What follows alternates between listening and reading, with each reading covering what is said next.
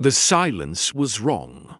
Captain Eleanor Vasquez had spent 15 years running supply routes through the Outer Rim, and she knew what space was supposed to sound like. The hum of engines, the steady beep of navigation systems, the occasional chatter on open channels from other vessels passing through the trade lanes. But for the past 3 hours, there had been nothing. Just the empty static of dead frequencies and the increasingly nervous breathing of her crew. Still no response from the Meridian? She asked, though she already knew the answer. Her communications officer, a young man named David Park, shook his head without looking up from his console. Nothing, Captain. We've tried every frequency. The station should be broadcasting at minimum an automated beacon, but there's complete radio silence. It's like the entire facility just stopped. Vasquez drummed her fingers against the armrest of her captain's chair. The Meridian Research Station wasn't just any outpost. It was a joint human coalition science facility. One of the crown jewels of the peace initiative that had been established 30 years ago. 200 scientists from a dozen species working together on medical research, agricultural development, and climate modeling for frontier worlds. The kind of place that represented hope for a unified galaxy. And now it was dark. How close are we? Vasquez asked her navigator. Lieutenant Sarah Chen checked her readouts. 10 minutes to visual range, Captain. Sensors are already picking up the station's mass signature, but I'm not detecting any power emissions. No lights, no heat, no active systems at all. Vasquez stood and walked to the main view screen.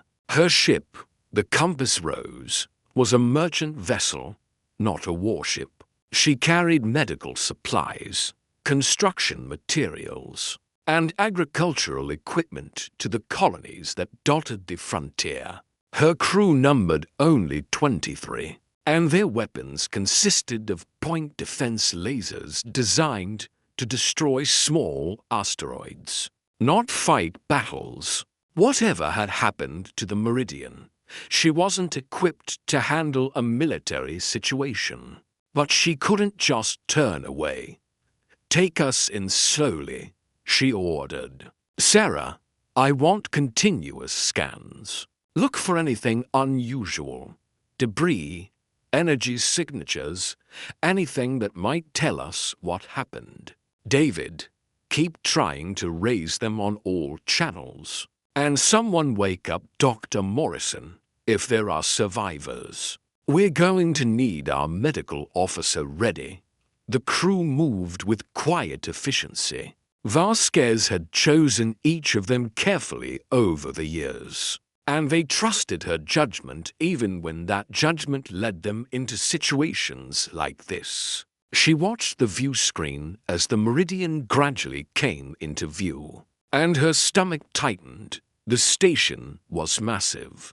A wheel-shaped structure nearly 2 kilometers in diameter that rotated slowly to provide artificial gravity. It should have been lit up like a small city, with observation decks and docking bays glowing warmly against the black of space. Instead, it hung in the void like a corpse, dark and still and silent.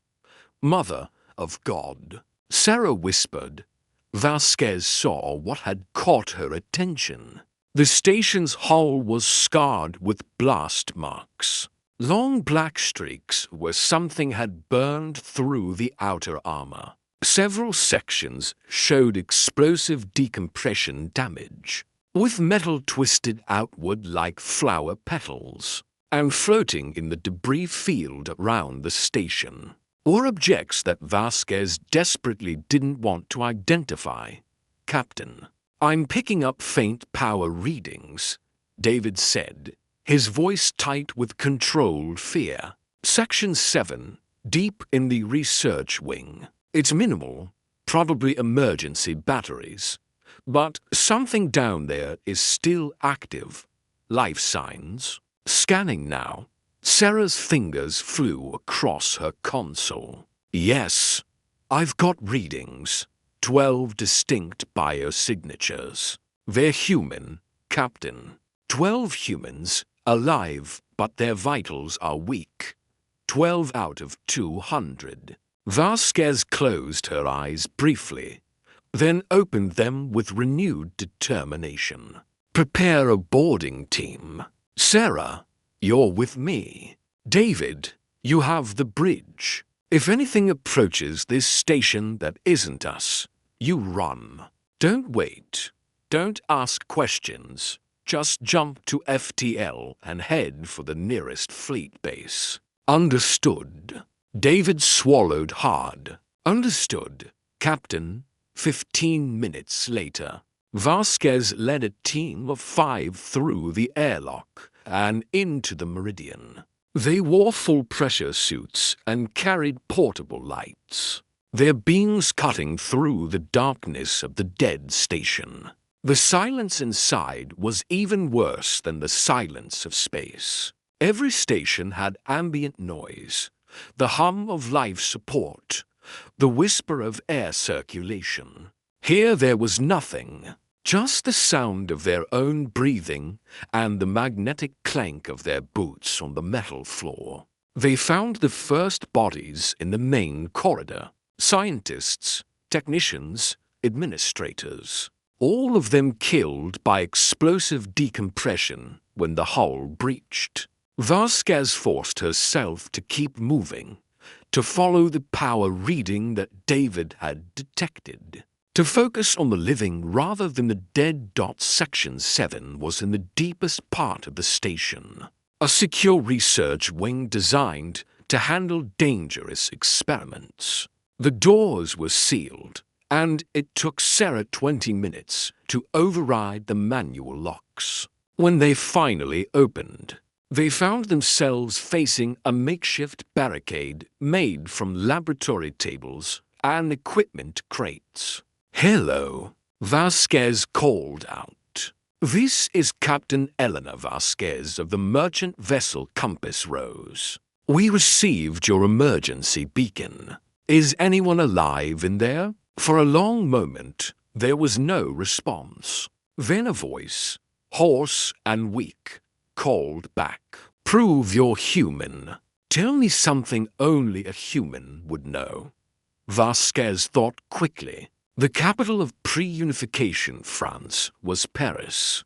The first human to walk on Luna was Neil Armstrong. And right now, I'm standing in a dead station trying to save whoever's left. So please open this damn barricade before I lose my patience.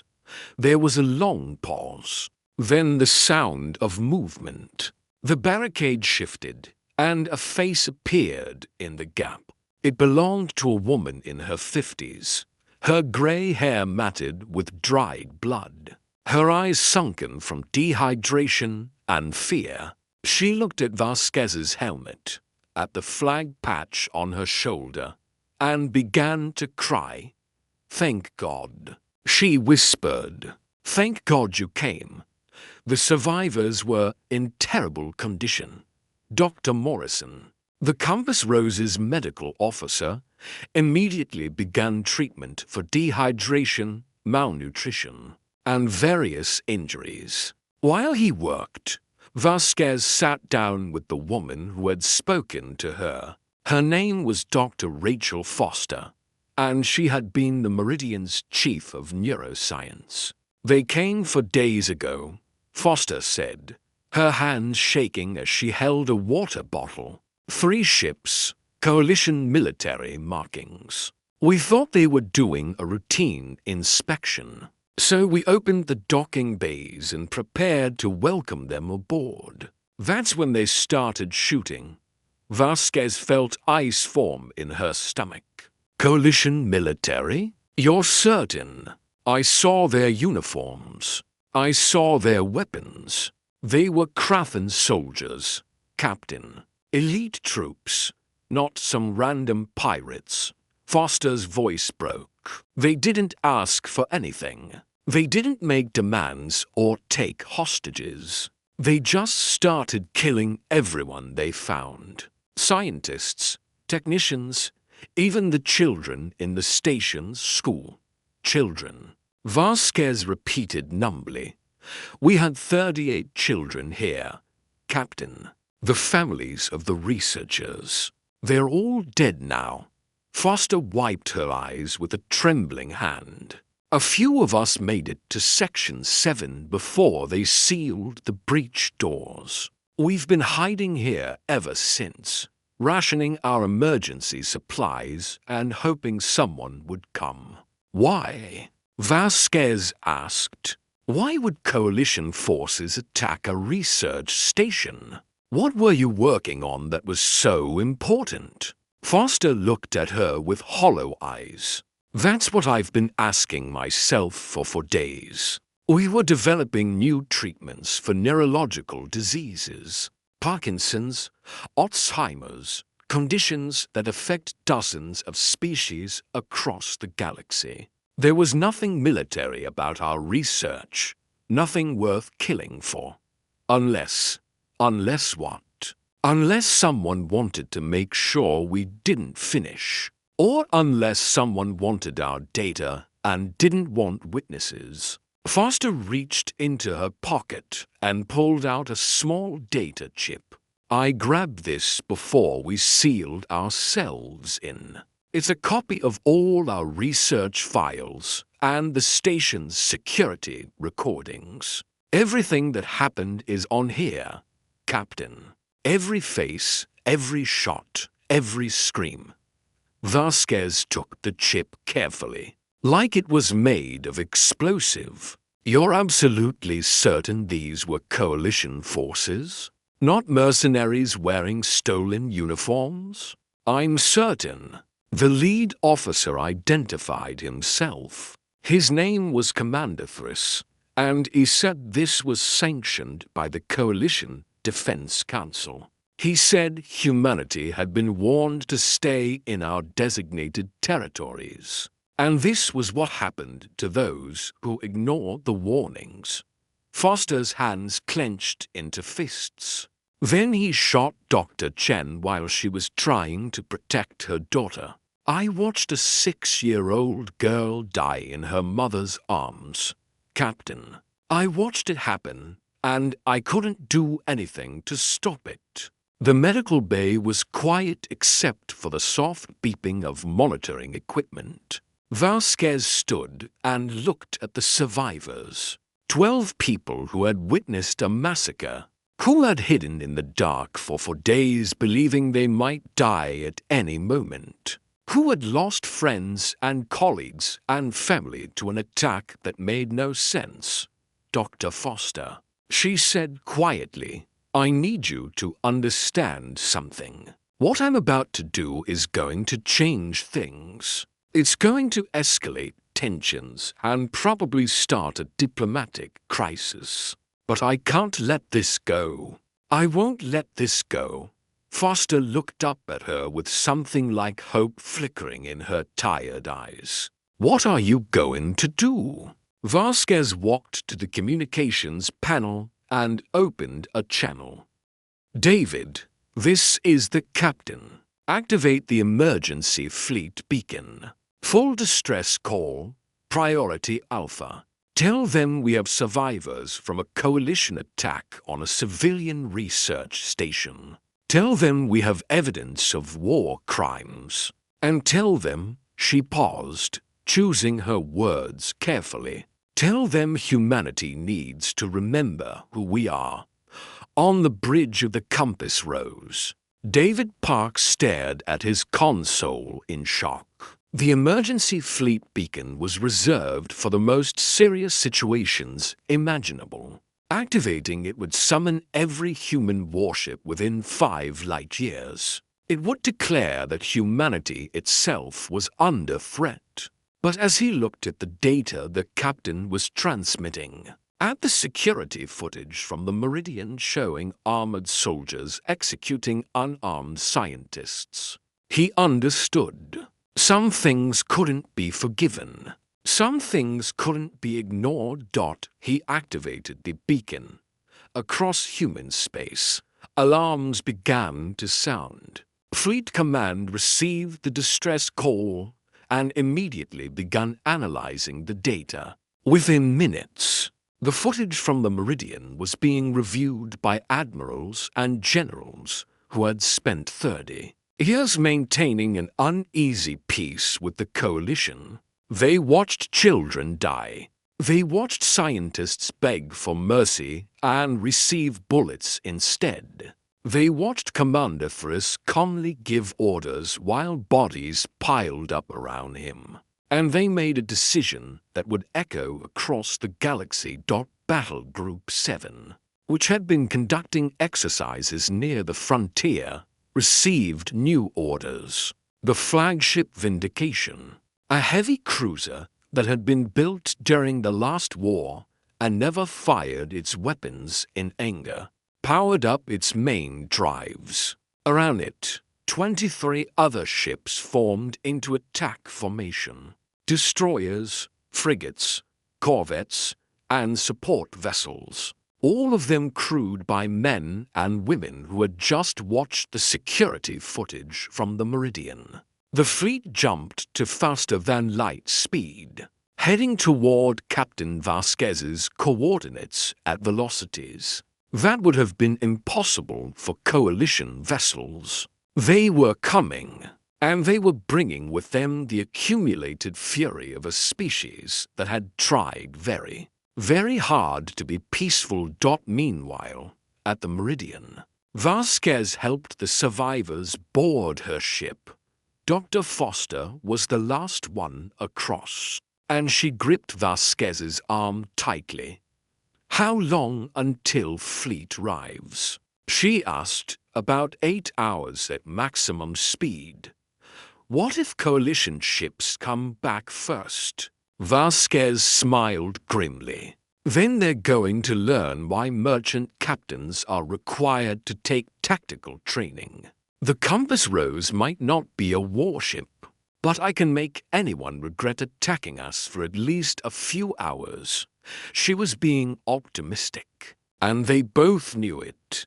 But as they secured the survivors and prepared to defend their position, Vasquez felt a strange calm settle over her. She had done the right thing. She had called for help. And now, somewhere in the dark between the stars, humanity was remembering what it meant to protect its own. In coalition space, monitoring stations began detecting unusual activity along the human frontier. Ships were moving with purpose, gathering into formations, accelerating to speeds that coalition sensors classified as errors. Because surely nothing could move that fast. Admiral Kefros, commander of the coalition defense fleet, reviewed the reports with growing unease. "It's just one research station," his aide said nervously. "Surely the humans won't risk war over one facility." Kefros stared at the tactical display and remembered stories his grandfather had told him. Stories about the last war, about human ships that fought like demons, about crews that refused to surrender even when their vessels were crippled. Stories that had given him nightmares as a child. "Send a fleet to intercept," he ordered. 6 destroyers, fully armed, and tell them to be ready for anything. The humans are coming, and they're not coming to talk. The die was cast. The beacon had been activated, and across the galaxy, species that had grown comfortable with peace were about to be reminded of a simple truth. There is a difference between a species that chooses peace and a species that is incapable of war. Humanity had always been the former, never the latter, and they were about to prove it. When Humanity Remembers, Part 2, the Response Admiral Kefros stood in the command center of Coalition Defense Station Epsilon and watched the tactical display with growing dread. The 6 destroyers he had dispatched were represented by blue icons, moving in a standard defensive formation toward the coordinates of the Meridian Research Station. They looked confident, professional, exactly what one would expect from the Coalition's finest warships. But it was the red icons that made his scales itch with ancestral fear. Confirm those readings. He ordered his sensor officer, a young Vrafin named Skolik. Skolik's tentacles trembled slightly as he worked his console. Confirmed, Admiral. 24 human vessels, moving in coordinated attack formation. Lead ship is identified as the Vindication, registry number HC7741. It's a heavy cruiser, Warhammer class. He paused, his 3 eyes widening. Sir, their current velocity is exceeding our maximum theoretical speed by a factor of 1.7. Our databases show no record of human ships capable of such acceleration. Then the databases are wrong, Kefros said quietly. He had been a junior officer during the last war, 40 years ago. He remembered watching human ships dance through Coalition fire like ghosts, appearing where they shouldn't be, surviving hits that should have destroyed them. The peace treaty had been signed not because the Coalition won, but because both sides had grown tired of dying.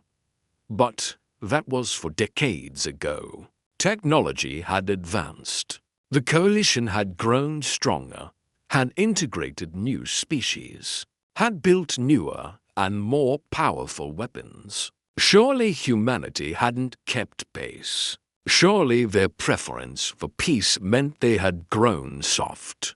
The conviction sounded hollow even in his own mind. Admiral. Incoming transmission from the human fleet. The communications officer announced.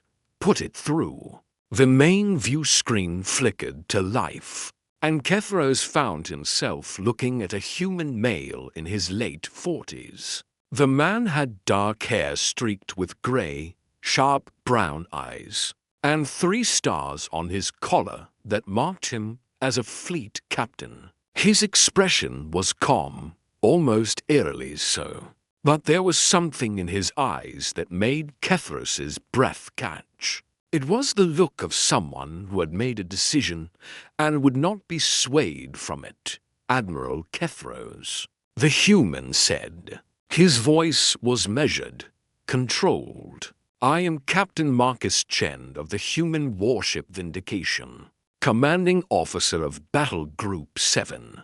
I am transmitting our current heading and velocity, so there is no misunderstanding. We are proceeding to the Meridian Research Station to secure the area and retrieve our citizens. Captain Chen, Kefros replied, forcing authority into his voice. You are approaching Coalition-controlled space with a military fleet. This is a violation of the Treaty of Proxima and constitutes an act of war. I order you to halt your advance immediately. Chen's expression didn't change. With respect, Admiral, the act of war occurred 4 days ago when Coalition military forces attacked and destroyed a civilian research facility, killing 188 people including 38 children.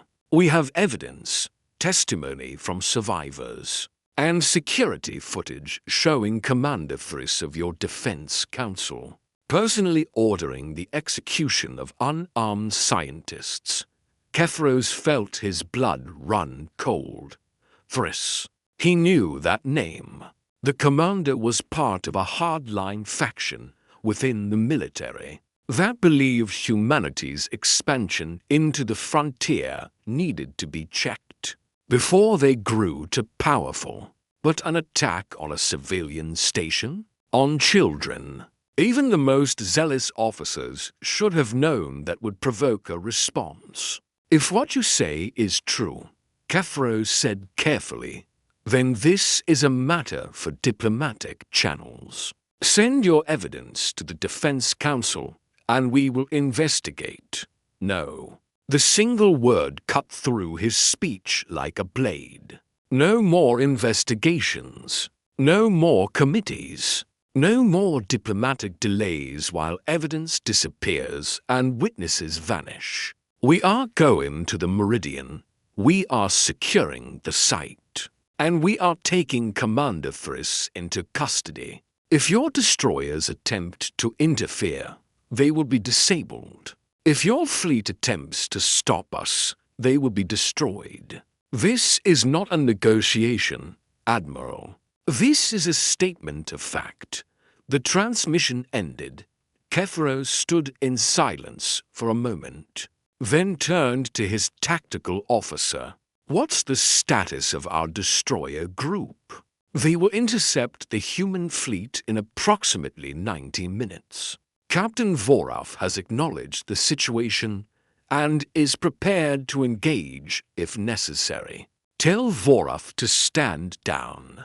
Pull the destroyers back to defensive positions around the station. The tactical officer's head crest rose in surprise. Sir, we outnumber them 6 to 24. Those aren't favorable odds. But with proper coordination, you don't understand. Kefros interrupted. I've seen humans fight. Those 6 destroyers won't stop that fleet. They'll barely slow it down. And if we start a battle, we can't win.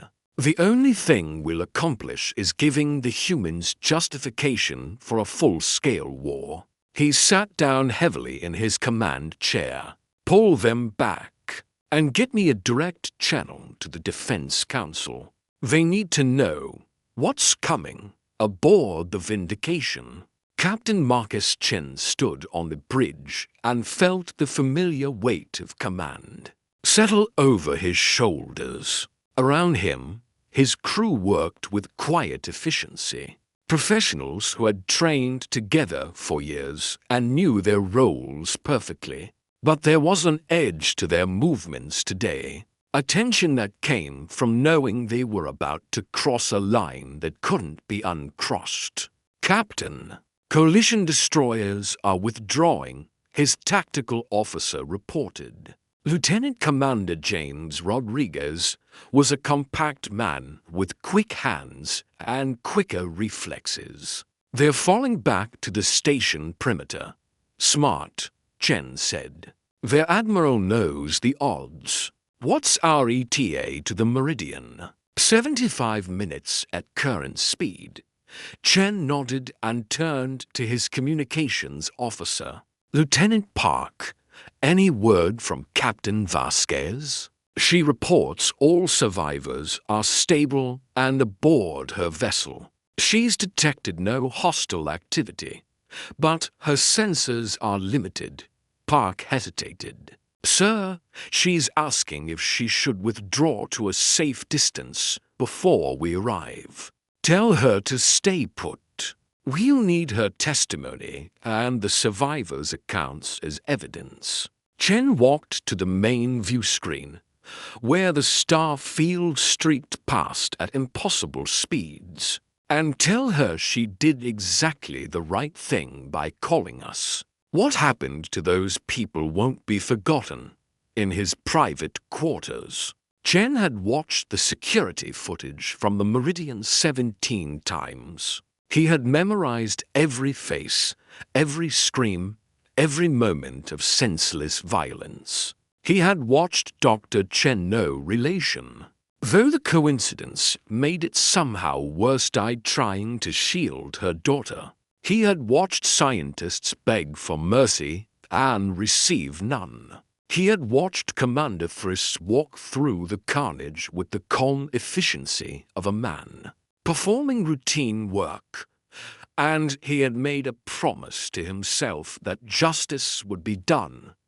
"Sir, incoming transmission from Fleet Command," Park announced. Chen turned. "Put it through." Private channel. The view screen shifted to show Admiral Patricia Okonkwo, commander of the 3rd Fleet and Chen's direct superior. She was a woman in her 60s with steel-gray hair and eyes that had seen more battles than Chen had years of service. She looked tired, but there was iron in her expression. "Marcus," she said without preamble, "I've been reviewing your mission parameters. You're authorized to secure the site and gather evidence. But engaging coalition forces is going to start a war we might not be ready for. With respect, Admiral, they started this war when they murdered our people. I know. I've seen the footage. I've read the reports." Okonkwo rubbed her temples. "The President is convening an emergency session. The Security Council is debating responses. Diplomats are scrambling to open channels with coalition leadership. Everyone is trying to prevent this from escalating. And while they debate, the people responsible escape justice." Marcus, Okonkwo's voice softened slightly. "I know what you're feeling. I know what you want to do. But you need to understand the bigger picture. If you push too hard, if you force the coalition into a corner, they'll have no choice but to fight back, and then thousands more will die." Chen was quiet for a moment. Then he said, "Admiral, do you remember the Kyoto Accords? Back when Earth was still divided, when the Pacific Alliance and the European Federation were on the brink of war? Ancient history. Marcus, what's your point? The Accords established a principle that crimes against civilians, especially children, transcend political boundaries. That justice for such crimes isn't negotiable, isn't subject to diplomatic convenience. We made that principle the foundation of unified Earth government." Chen met Okonkwo's eyes through the screen. "If we abandon that principle now, if we let politics override justice because it's more convenient, then what are we? What do we stand for?" Okonkwo sighed. "You're going to do this regardless of what I say, aren't you?" "I'm going to do what's right, Admiral. What happens after that is up to the coalition. Then do it smart. Minimize casualties. Document everything. And Marcus?" She leaned forward. "Don't make me regret trusting you with a battle group." The transmission ended. Chen turned back to his crew. "All ships, this is Vindication Actual. We are approaching the operational area. Status check on all vessels." One by one, the ships of Battle Group 7 reported ready status. Destroyers Hammer and Anvil, frigates Sentinel, Guardian, Defender, and Protector. Corvettes running point defense, support ships maintaining formation.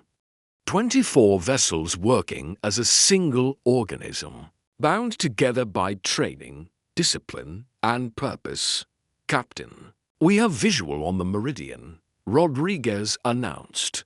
The station appeared on the view screen, dark and damaged, floating in space like a monument to brutality. Chen felt his jaw tighten. This was what coalition justice looked like. This was what happened when power went unchecked. "Captain Vasquez, this is Captain Chen. Prepare to transmit all evidence files to the Vindication. We'll need complete documentation." "Understood." Captain Chen, transmitting now. Vasquez's voice was steady, but Chen could hear the exhaustion beneath it. Sir, the survivors have been asking when they can go home. Soon, Chen promised. First, we make sure this never happens again. The Compass Rose was a small ship compared to the warships surrounding it. But as Chen watched it on his tactical display, he felt a surge of pride. A civilian captain who had risked everything to save strangers, who had called for help knowing it might start a war. That was humanity at its best. Sir, coalition destroyers are maintaining their distance. Rodriguez reported, but I'm detecting increased communication traffic between them and their command station. They're nervous. They should be. Chen turned to his executive officer, Commander Sarah Martinez. Sarah, take a team to the Meridian. I want every piece of evidence catalogued and preserved. Security footage, weapons scans, DNA evidence, everything. If this goes to trial, I want documentation so thorough that even the coalition's best lawyers can't dispute it. Understood. Sir, as Martinez assembled her team, Chen opened a channel to the coalition destroyers. Coalition vessels, this is Captain Chen of the Vindication. We are deploying investigation teams to the Meridian Research Station. You are not to interfere with our operations. Any attempt to do so will be considered a hostile act. There was a long pause. Then a response came. Human vessels, this is Captain Voroff of the destroyer, Relentless. Under coalition law, the Meridian is our jurisdiction. We cannot permit unauthorized personnel to board. Chen's voice turned cold. Captain Voroff, 188 people died on that station. 38 of them were children. Your jurisdiction failed to protect them. It failed to prevent their murder. So with all due respect, your legal concerns are no longer relevant. We will conduct our investigation. You can either stay out of our way, or you can try to stop us and learn exactly why your admiral ordered you to withdraw. Another pause, longer this time. Then we will maintain position, Captain Chen. But this incident will be reported to the Defense Council. You do that. Make sure you include the part about Commander Friss ordering the execution of civilians. I'm sure they'll be very interested. The channel closed. Martinez returned 2 hours later with her team and a comprehensive evidence package. Her face was pale, and Chen noticed her hands were shaking slightly as she handed him the data chip. It's worse than the security footage showed, she said quietly. They hunted people, Marcus. We found bodies in storage closets, under beds, in air ducts. People who tried to hide and were pulled out and shot. There were children. She stopped, unable to continue. Chen placed a hand on her shoulder. Take your time, Commander. Martinez took a deep breath. We found Commander Friss's orders, sir. Written authorization from the Coalition Defense Council to neutralize the human research presence in Sector 77 Delta. They called it a strategic necessity. They justified it as preventing human expansion into coalition space. They murdered children to make a political point. Yes, sir, that's exactly what they did. Chen felt something cold and hard settle in his chest. This wasn't just one rogue commander acting on his own. This was sanctioned policy, approved at the highest levels of coalition government. They had decided that killing innocents was acceptable if it served their strategic goals. "Get me a channel to Admiral Kethros," he ordered. When the Admiral's face appeared on screen, Chen saw that the Coalition officer already knew what was coming. "Admiral, we've completed our investigation of the Meridian. Our evidence confirms that the attack was carried out by Coalition forces under written orders from your Defense Council. We have documentation, testimony, and physical evidence that will stand up in any court in the galaxy." Chen paused. "I am formally requesting the extradition of Commander Friss and any other officers involved in planning or executing this attack. They will stand trial for war crimes."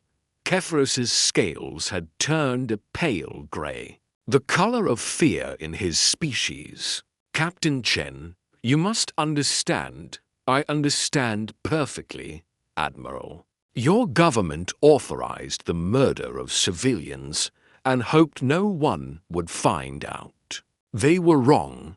Chen leaned forward. "Here's what's going to happen. You have 24 hours to produce Commander Friss and turn him over to our custody. If you comply, this remains a criminal matter. If you refuse, every human fleet in the sector will receive orders to secure Coalition territory until the suspects are found. Your choice.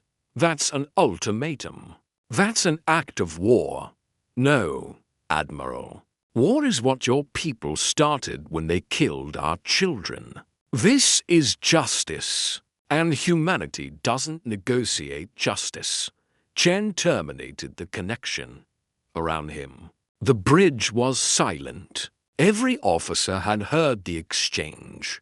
Every one of them knew what it meant. They were standing on the edge of a precipice, about to take a step that could plunge the galaxy into chaos. "Captain," Rodriguez said quietly, "what if they refuse?" Chen looked at the tactical display, at the 24 ships of his battle group arranged in perfect formation. Good ships, good crews, ready to do whatever was necessary. "Then we remind them why their ancestors were afraid of us," he said. "And we don't stop until justice is done." In Coalition space, Admiral Kethros sat alone in his office and considered his options. He could refuse the human demands and prepare for war. He could attempt to negotiate and buy time. Or he could do what every instinct screamed at him to do: give them what they wanted, and hope it was enough to satisfy their rage. He thought about the footage he had seen, about the children dying while Coalition soldiers watched. He thought about the orders from the Defense Council, about the politicians who had authorized murder from the safety of their offices. And he thought about the human captain's eyes, cold and uncompromising, the eyes of someone who would burn the galaxy to ash if that's what justice required. Keth Ross reached for his communication console and opened a channel to Coalition Central Command. "This is Admiral Kethros. I need an emergency meeting with the Defense Council. Tell them humanity is coming for answers. And tell them we're going to give those answers, whether we want to or not." The die was cast. The ultimatum was delivered. And somewhere in the darkness of space, Captain Marcus Chen waited with the patience of a predator, ready to show the galaxy what happened when you mistook humanity's love of peace for weakness. The clock was ticking.